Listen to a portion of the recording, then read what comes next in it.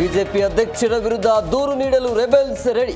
ನಾಳೆ ದೆಹಲಿಗೆ ತೆರಳಿ ಹೈಕಮಾಂಡ್ಗೆ ರಿಪೋರ್ಟ್. ಮೈಸೂರಿನ ಚಾಮುಂಡಿಗೆ ಪೂಜೆ ಸಲ್ಲಿಸಿದ ಯತ್ನಾಳ್.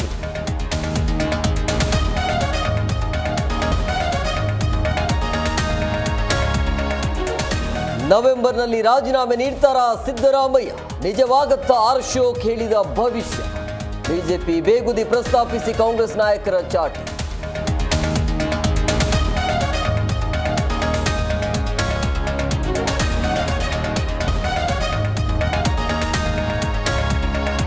ಎರಡು ಬಾರಿ ಸಿಎಂ ಆಗಿ ಕ್ಷೇತ್ರಕ್ಕೆ ಕುಮಾರಸ್ವಾಮಿ ಕೊಡುಗೆ ಏನು? ಚನ್ನಪಟ್ಟಣದಲ್ಲಿ ಎಚ್ಚರಿಕೆಗೆ ಡಿಸಿಎಂ ಡಿಕೆಶಿ ಪ್ರಶ್ನೆ. ಸಿಪಿವೈ ಗೆಲ್ಲಿಸಿದ ಮತದಾರರಿಗೆ ಕೃತಜ್ಞತೆ.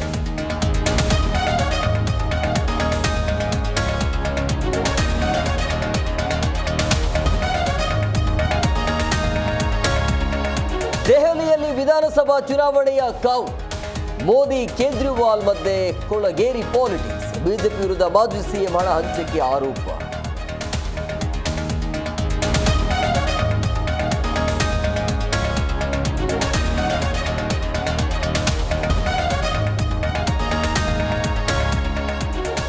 ಅಂಡರ್ 19 ಮಹಿಳಾ ಟಿ20ಯಲ್ಲಿ ಭಾರತ ಚಾಂಪಿಯನ್.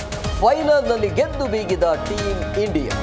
ಸತತ 2ನೇ ಬಾರಿ ವಿಶ್ವಕಪ್ ಗೆಲುವಿನ ಸಂಭ್ರಮ.